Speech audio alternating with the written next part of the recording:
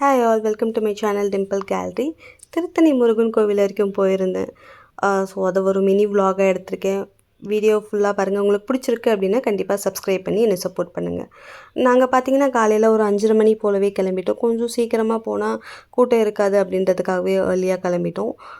So போகிற வழியிலே பார்த்தீங்கன்னா பிரேக்ஃபாஸ்ட் சாப்பிட்டுட்டோம். அரௌண்ட் ஒரு 7 போல் நித்திய அமிர்தமில் நல்லா இருந்துச்சு.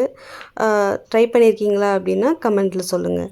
அண்ட் போகிற வழி எல்லாமே திருவள்ளூர் தாண்டினதுக்கப்புறமா ரொம்ப சூப்பராகவே இருந்துச்சு. ஒரு மாதிரி வயல்வெளி அந்த மாதிரி பார்க்கறதுக்கு ரொம்ப அழகாக இருந்துச்சு. அதுதான் கொஞ்சம் கொஞ்சம் கேப்சர் பண்ணியிருக்கேன். நாங்கள் பார்த்தீங்க அப்படின்னா எங்கள் வீட்டுக்கிட்டேருந்து திருத்தணிக்கு ஒரு 3 ஹவர்ஸ் ட்ராவல்.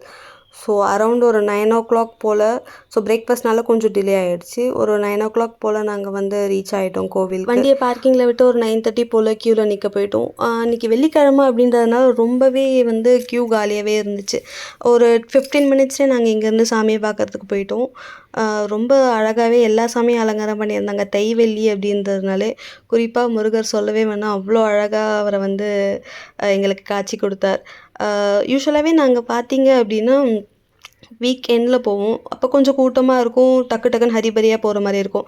பட் இன்றைக்கி ஃப்ரைடேவா என்னன்னு தெரியல, கொஞ்சம் ரொம்ப நேரமே பொறுமையாகவே சாமியை பார்த்துட்டு ஒரு நல்ல சூப்பர் தரிசனம் மாதிரி நான் ஃபீல் பண்ணேன். அண்ட் அங்கே சாமியை பார்த்ததுக்கப்புறமா அப்படியே வெளியில் வந்துட்டு பிரசாதம் சாப்பிட்டுட்டு விளக்கு போட்டு நாங்கள் கிளம்பிட்டோம். பட் அங்கே கொஞ்சம் கோவில் பார்த்தீங்கன்னா வெயிட் பண்ணுறாங்க போல். ஸோ யூஸ்வலாக விடுற பார்க்கிங் ஸ்பேஸ் இல்லாமல் வேறு ஒரு இடத்துல இருந்து மேபி கொஞ்சம் பெருசாக மேலே நிறைய பேர் இது பண்ணுற மாதிரி ஃபெசிலிட்டேட் பண்ணுறாங்க போல். அப்படியே ஒரு 11:30 போல் கிளம்பிட்டோம். அண்டு அங்கேருந்து பூந்தமல்லி ரீச் ஆகிறதுக்கே 1 ஆயிடுச்சு. சரி, ஓகே, லன்ச் முடிச்சிடலாம் அப்படின்னு சொல்லிட்டு பூந்தமல்லியில் இருக்க சங்கீதாவில் தான் லன்ச் சாப்பிட்ருந்தோம்.